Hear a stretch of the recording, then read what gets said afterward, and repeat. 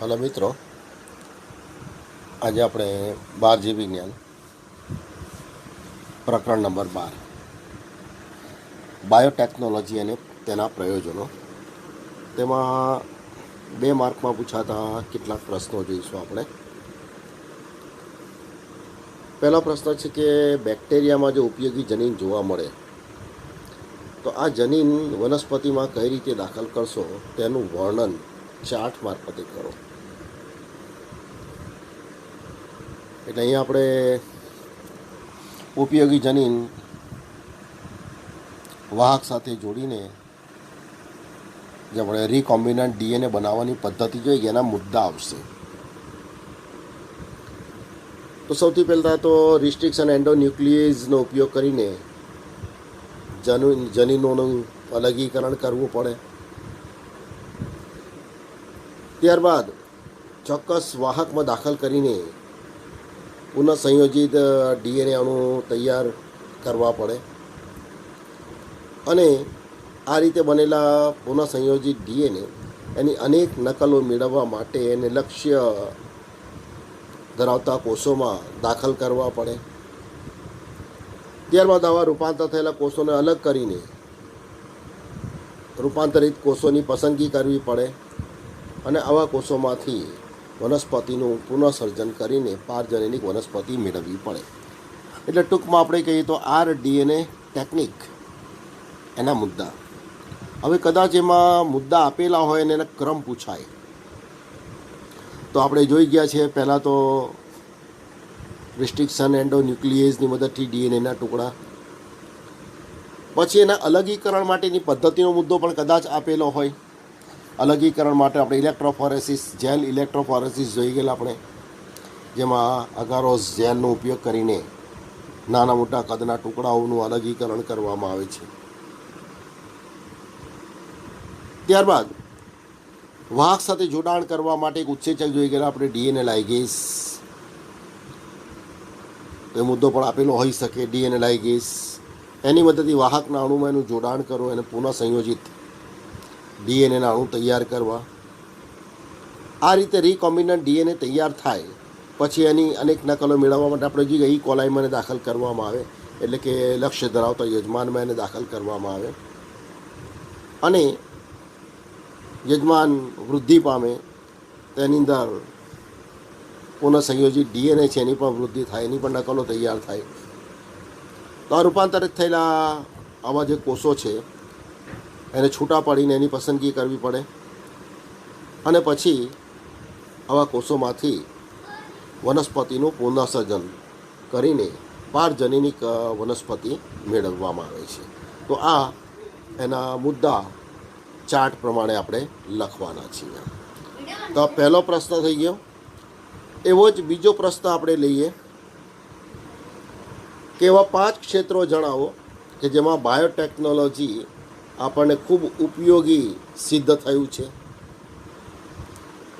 તો કઈ કઈ જગ્યાએ બાયોટેકનોલોજીનો ઉપયોગ કરવામાં આવેલો છે અને કઈ રીતે એ મહત્ત્વનું છે. તો અહીંયા પહેલો મુદ્દો આપેલો છે કે જનીન પરિવર્તિત પાકો તૈયાર કરવા માટે બાયોટેકનોલોજીનો ઉપયોગ કરવામાં આવે છે. આ પાકો સારી ગુણવત્તા ધરાવતા હોય છે. બીજું આપણે જોઈએ કે માનવીના રોગોનું નિયંત્રણ કરવા માટે સુરક્ષિત રસીઓ પણ બાયોટેકનોલોજી દ્વારા તૈયાર કરવામાં આવી છે. એ ઉપરાંત જોઈએ આપણે કે પારજનનિક પ્રાણીઓનું નિર્માણ કરવામાં આવે છે અને માનવ માટે જરૂરી પ્રોટીનનું ઉત્પાદન.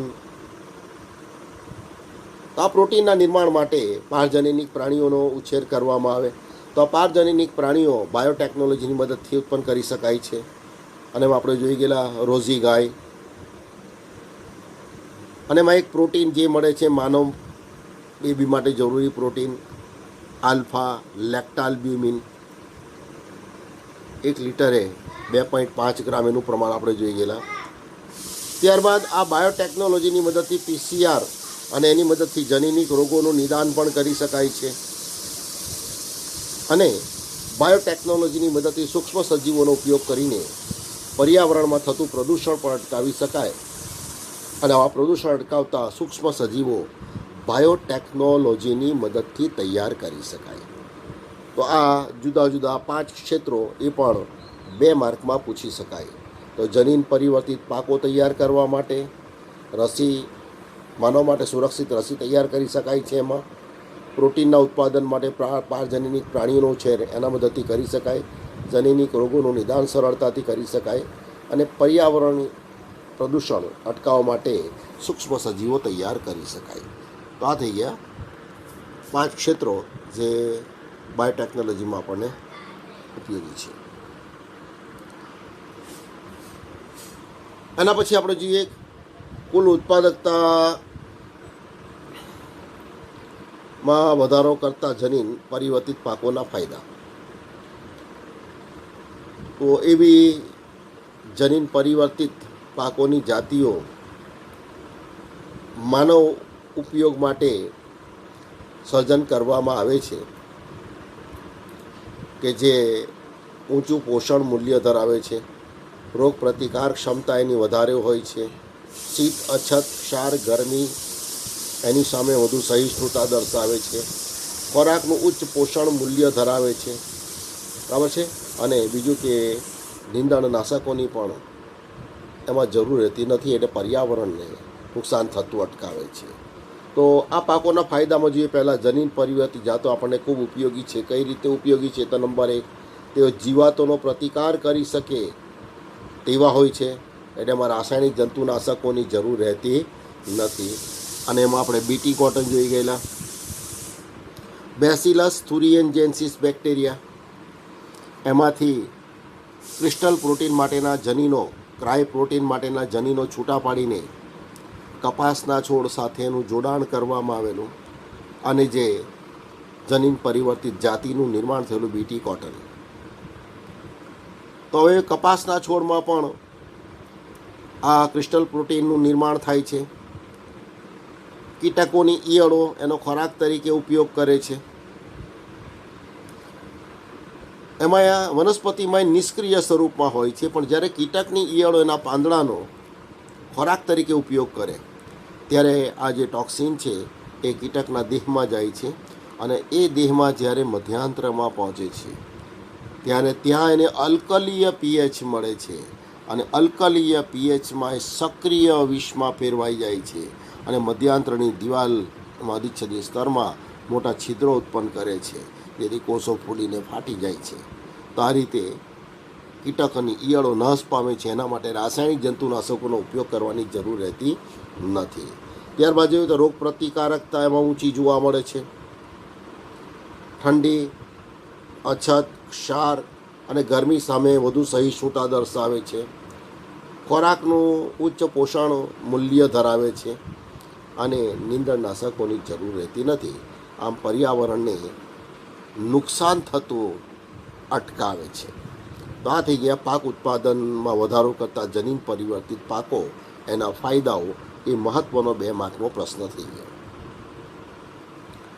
એના પછીનો જે પ્રશ્ન છે, કોઈ પણ એક ઉદાહરણ આપીને સમજાવે કે જનીન પરિવર્તિત પાક દ્વારા નંબર 1, રાસાયણિક જંતુનાશકોનો ઉપયોગ ઘટાડી શકાય, જે આપણે આગલા પ્રશ્નમાં શીખી ગયા છે, અને ખોરાકની ગુણવત્તા તેમજ પોષણ મૂલ્ય વધારી શકાય, એની પણ ચર્ચા આપણે કરી ગયા છે. અહીંયા ફરી જોઈ લઈએ તો આ રીતે પ્રશ્ન પૂછાય તો તેમાં બેસિલસ થુરિન્જેન્સિસ, અહીંયા આપણે લઈએ બીટી કોટન, બેસિલસ થુરિન્જેન્સિસ, એમાંથી જે જનીન મળે છે, પ્રોટીન મળે છે, એ પ્રોટીન જંતુનાશકોના ઉપયોગ અટકાવવા માટે શ્રેષ્ઠ ઉદાહરણ છે.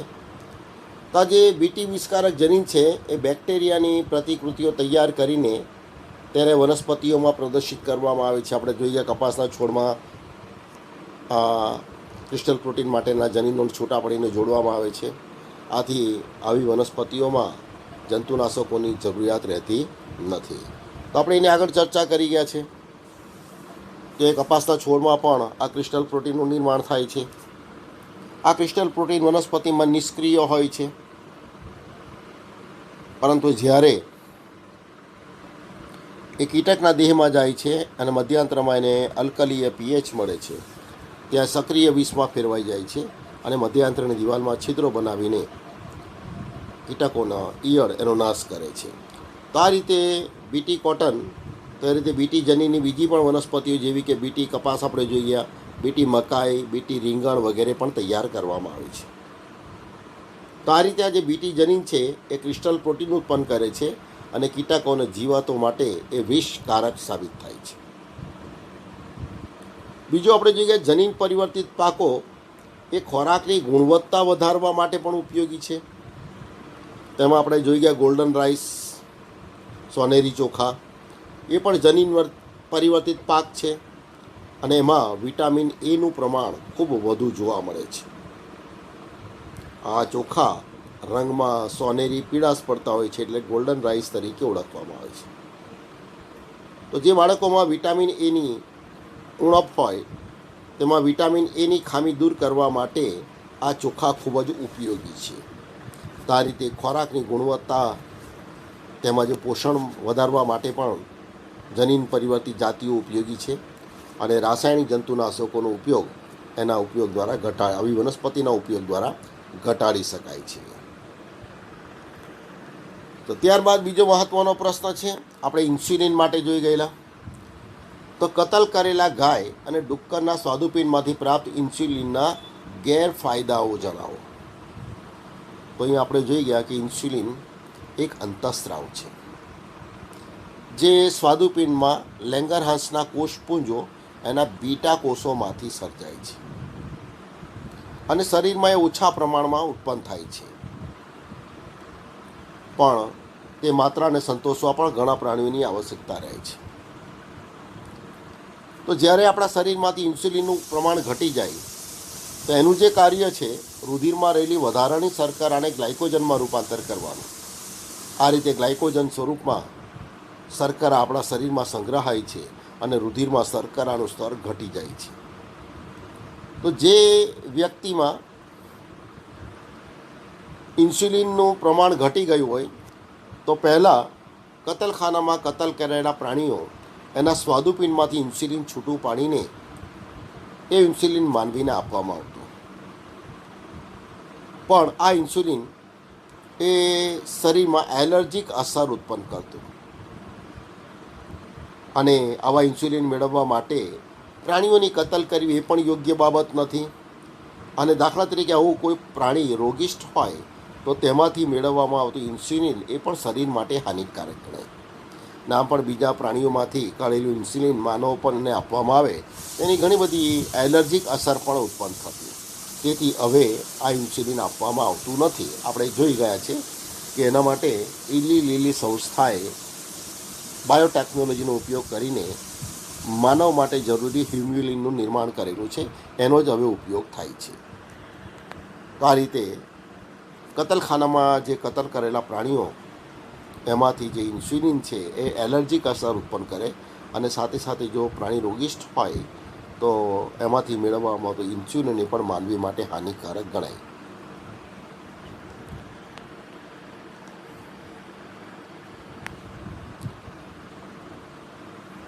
હવે આપણે જોઈએ જે પેલા આગળના પ્રશ્નના અનુસંધાનમાં પુનઃસંયોજિત ઇન્સ્યુલિન અથવા તો જનીનિક ઇજનેરી ઇન્સ્યુલિનના ફાયદા. તો આપણે આગળ જોઈ ગયા છે કે ઇન્સ્યુલિન સ્વાદુપિંડમાંથી સર્જાય છે, રુધિરમાં શર્કરાનું સ્તર ઘટાડે. તો અહીં આપણે જોઈએ પુનઃસંયોજિત ઇન્સ્યુલિન કે જે જનીનિક રીતે ઉત્પન્ન કરવામાં આવે છે અને ઇલી લીલી સંસ્થા એણે ઇન્સ્યુલિનમાં જોવા મળતી પોલીપેપ્ટાઇડની જે શૃંખલા હોય એ શૃંખલા અને બી શૃંખલા બંનેનું નિર્માણ જુદું જુદું કરાવ્યું અને બંનેને ડાયસલ્ફાઇડ બંધ વડે જોડીને જે ઇન્સ્યુલિનનું નિર્માણ કરેલું છે જેને હ્યુમ્યુલિન તરીકે ઓળખવામાં આવે છે. તો આ રીતે આની નકલો મેળવવા માટે ઈ કોલાઈનો ઉપયોગ થાય છે. એટલે અહીંયા આ ઇન્સ્યુલિન મેળવવા માટે પ્રાણીઓના કતલ કરવાની કોઈ જરૂર રહેતી નથી. અને બીજું કે એક પ્રાણીને કતલ કરીને એમાંથી ખૂબ ઓછા પ્રમાણમાં ઇન્સ્યુલિન મળે તેની કિંમત પણ વધારે હોય છે. તો આ જનીનિક રીતે જે ઇન્સ્યુલિન મેળવવામાં આવે છે એની કિંમત પણ ઓછી હોય છે એટલે દરેકને તેનો લાભ પણ સરળતાથી મળી શકે છે અહીંયા. અને આ ઇન્સ્યુલિન જે જનીનિક રીતે ઉત્પન્ન કરવામાં આવે છે પુનઃસંયોજિત ડીએનએ ટેકનિકની મદદથી એની કોઈ આડઅસર પણ જોવા મળતી નથી. એટલે કિંમતમાં પણ સસ્તો છે, આડઅસર પણ જોવા મળતી નથી અને કોઈ હાનિકારક અસર પણ એની જોવા મળતી નથી. તેથી દરેક વ્યક્તિને પોસાય તેવું આ જે હિમ્યુલિન પુનઃસંયોજિત ડીએનએ ટેકનિકથી મેળવવામાં આવે છે.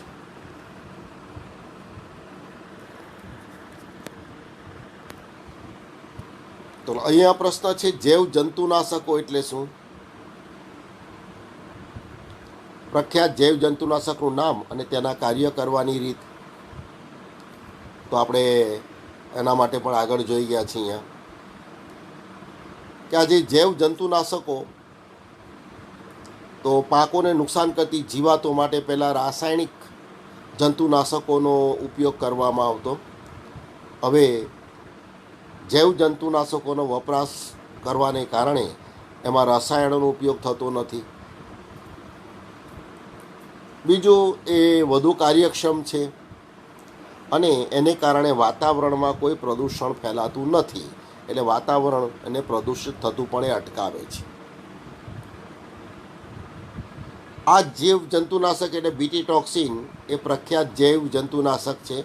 આપણે જોઈએ બેસિલસ થુરિએન્જેન્સિસ નામના બેક્ટેરિયામાંથી આ જે ક્રિસ્ટલ પ્રોટીન માટેના જનીનો છૂટા પાડવામાં આવેલા છે અને આ જનીન છૂટા પાડીને વનસ્પતિમાં દાખલ કરવામાં આવે છે.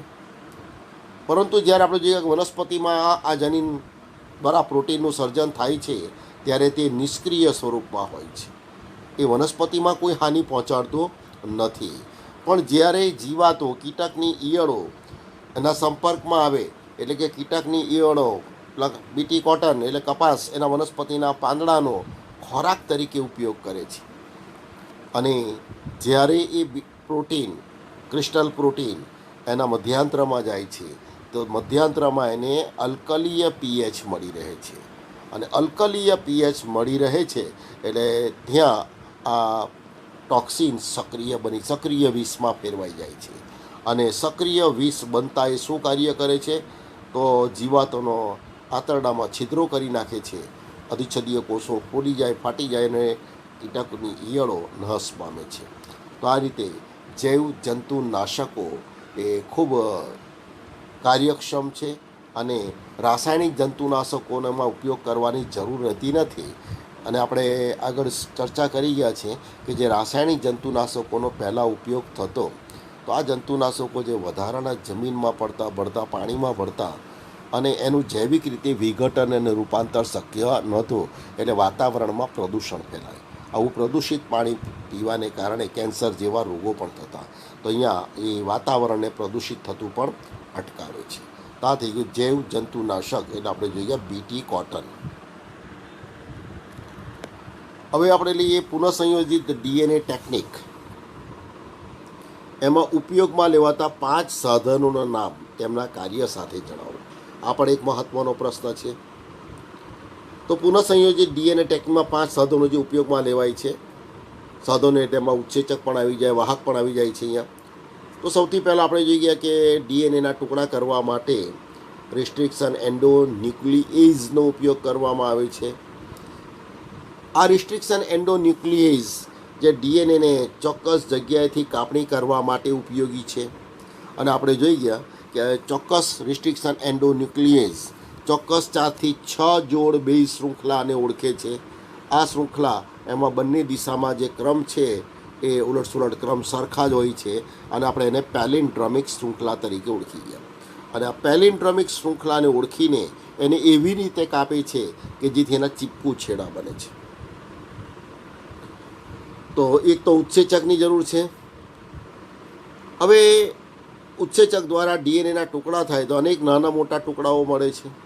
તો આ ટુકડાઓના અલગીકરણ માટે આપણે જોઈ ગયા જેલ ઇલેક્ટ્રોફોરેસિસ પદ્ધતિનો ઉપયોગ થાય છે. આ જેલ ઇલેક્ટ્રોફોરેસિસ પદ્ધતિ એના દ્વારા ડીએનએના ટુકડાઓનું અલગીકરણ કરવા માટે ઉપયોગી છે.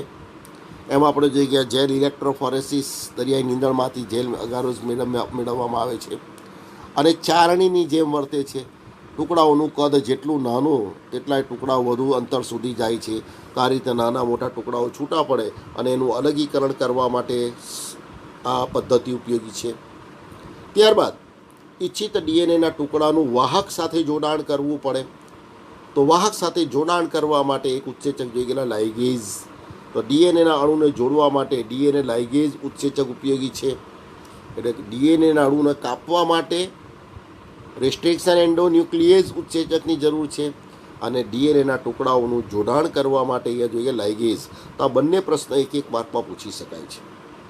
તો આ રીતે ઇચ્છિત ડીએનએ એના ટુકડાને વાહક પ્રોટીન સાથે, વાહક ડીએનએ સાથે, વાહક એટલે બેક્ટેરિયાના કોષરસમાં રહેલા જનીન દ્રવ્ય ઉપરાંત વલયાકાર ડીએનએના ટુકડાઓ તેની સાથે જોડાણ કરવામાં આવે છે. તો આ રીતે લાઇગેઝની મદદથી વિદેશી ડીએનએ અને પ્લાઝમિડનું જોડાણ કરીને પુનઃસંયોજિત ડીએનએ તૈયાર કરવામાં આવે છે. હવે આવી પુનઃસંયોજિત ડીએનએની અનેક નકલો મેળવવા માટે આપણે જોઈ ગયા કે આ ડીએનએને યજમાનમાં દાખલ કરવામાં આવે છે. તો યજમાન માટે પણ આપણે જોઈ ગયા ઈ કોલાઈનો જ ઉપયોગ થાય છે. અને યજમાન કોષમાં દાખલ કરવા માટે ઘણી બધી પદ્ધતિઓ જોઈ ગયા, જેવી કે વિદ્યુત છિદ્રતા, સૂક્ષ્મ અંતઃક્ષેપણ, કણીય પ્રચનવર્ષણ, કેલ્શિયમની સારવાર, લિપિડ દ્રવ્યની સારવાર, આવી પદ્ધતિઓનો પણ એમાં ઉપયોગ થાય છે. અને ત્યારબાદ જોઈએ આપણે તો હરીફ જે યજમાન છે એ ડીએનએને પોતાની સાથે સ્વયં જનન માટે લઈ જાય છે. તો યજમાનમાં દાખલ થયા બાદ એ પ્લાઝમિડ એનું ફરીથી ક્લોન થાય છે. તો ક્લોનિંગ કરવા માટે આ પ્લાઝમિડનો ઉપયોગ થાય છે. તો આ સાધનો થઈ ગયા. Thank you all.